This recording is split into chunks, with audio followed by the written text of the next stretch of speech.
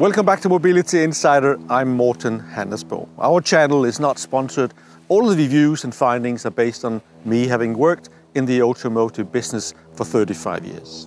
Today we're going to talk about this car. This is the Volvo EX40 E80 in the Ultimate version. This is the 2024 model and it replaces the old model which we tested just a few weeks ago. And the differences between the two are that you get a bigger battery, you get faster charging, you get more power and you get longer range. And the big difference is that this one has rear-wheel drive and the prior model had front-wheel drive. So in addition to these upgrades, now you have the latest Geely platform, and that is very good for the driving characteristics. When I compare to the prior model and this one, now you have a comfortable ride still, but a much more sporty one. For the 2024 version, Volvo gives you a number of options to choose from. Single motor with a small battery, 67 kilowatt hours, will cost you 51,850 Swiss francs as the lead-in price. They have 3 trim levels. You have Core, Plus and Ultra. You can also choose to have the extended range battery. That will give you 79 kilowatt hours capacity. And then you have the motors to choose from. You have the single motor, like in this car, 252 horsepower, or you have the all-wheel drive dual motor version, either 408 horsepower or 441 horsepower. Quite a lot to choose from. So despite the fact that the car has been on the market now already for a few years, I think the car still looks rather crisp and contemporary. This is the color Vapor Grey. It's the only standard color in the range. If you want some of the other colors, you can choose between various metallic and non-metallic. They will cost you 1,050 francs more as an option. This car has a few options. First of all, the 20-inch rims. They are a 620 franc option. The LED headlamps, the Thor's Hammer headlamps, cost you 1,400 Swiss francs. And the tinted windows are a 470 Swiss franc option. If you want a towing hitch like this car has, that will cost you 1,940 Swiss francs, but that also includes the trailer assist software. But the good thing is that at least the glass roof is standard. You also get a winter pack, and that gives you seat heaters, it gives you a heated steering wheel, and very importantly, you also get a heat pump with the car. But with all this equipment, the car does become rather pricey. It will cost you 67,280 Swiss francs as it stands here. With that, you do get a comprehensive service and warranty package, 10 years, 150,000 kilometers of service, and 5 years of warranty up to 150,000 kilometers.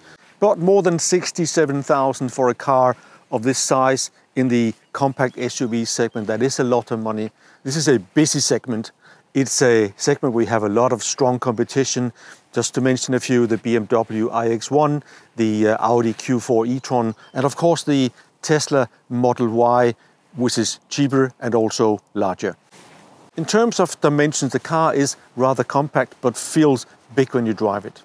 The length is 440 centimeters and is 203.4 centimeters in the width, including mirrors, so it's very easy to park the car. And despite the compact size of the vehicle, you get quite a lot of luggage space as well.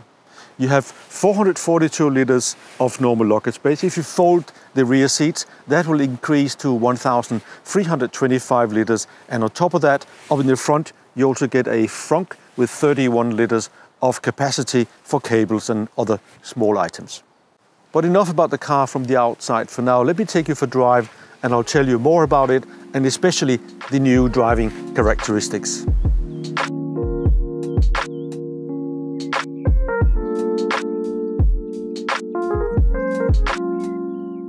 Here we are driving on a really nice, smooth country road, and the car feels just so at home here. Composed, it's quiet, power delivery is good.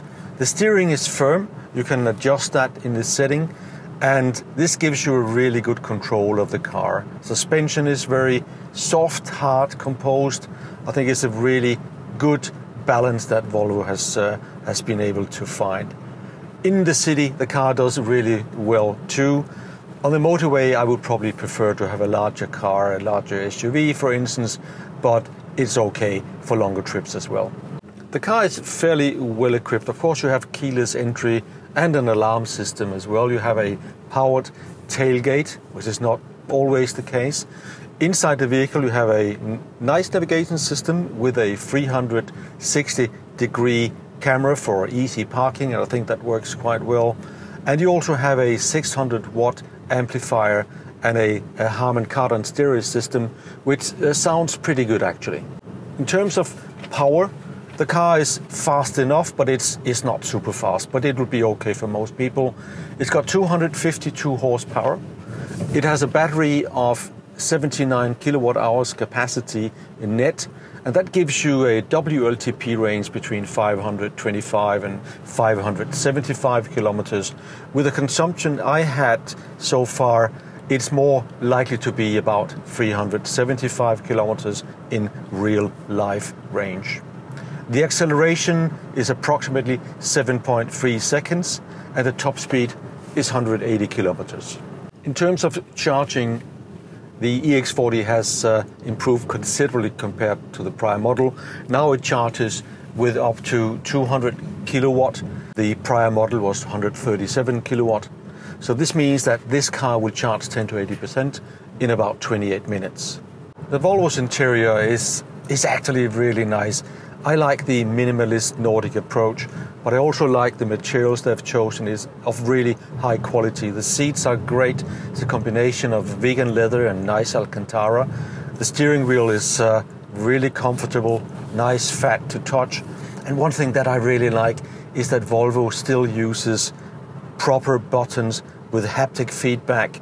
It's something you can easily control when you're driving the car, and of course you have a indicator stalk as well, as opposed to some of the other cars I've tested.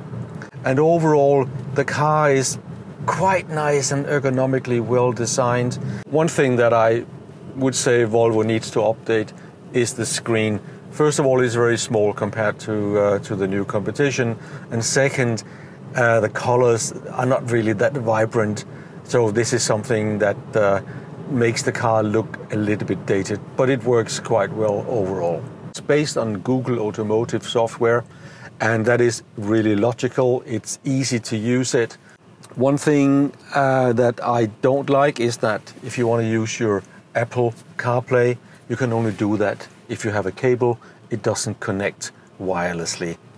Again, this is probably a bit dated. So in the car you have access to the internet and you can watch YouTube videos when you're charging, for instance. But what it does, when you drive off, it will cut not only the picture but also the sound. So you cannot listen to your YouTube video, it will cut off entirely. You get digital services with the car for 4 years included. What happens after 4 years, I'm not sure. I would expect that you'll have to pay for it. In terms of how we can adjust the ride in the car, there are a few options. You will go into driving and you can choose between standard mode and off-road mode. Off-road mode will give you better traction if you are in mud or snow. And then you have all the driver assist options you can choose from. They're quite comprehensive. And finally, you can also select the steering to be either firm or less firm. And of course you have the driving dynamic in terms of one pedal drive. That's it. There's no sport mode. There's no other way of adjusting the suspension or anything. But overall, I think the typical Volvo driver will be okay with that, because I think they will just use the normal setting anyway. This brings me to the conclusion of the Volvo EX40. This car just brings a really good compromise of style and comfort, good performance, and of course from Volvo, as you would expect, a really good safety package as well. But it comes at a top dollar price. 67,280 Swiss francs for this car is a lot of money. And for the moment, there's not a big chance of getting any discounts from the Volvo dealers, because they still have some of the prior model they want to sell, and those, of course, you can get at a lower price than the new one.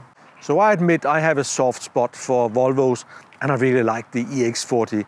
And I think many will too, because it's an excellent car. It's really nice to drive. The quality, the fit and finish, and the materials Volvo has chosen for it is all of very high quality, and many will appreciate that. But what you get for the price of the car and the size of the car, it is very tough for the EX40 to compete against the likes of Skoda Enyaq, Volkswagen ID.4 or the Tesla Model Y, because they offer a larger car, more power, or even four-wheel drive. So it is a pricey car. Despite these shortcomings, my rating is still a very good 3.5 stars for the EX40. I hope you liked the video. If you have any comments or questions, put them in the section below. Give me a like, subscribe to my channel, and do share the video with someone you think that might benefit from seeing it. Thank you for watching, and see you in the next video.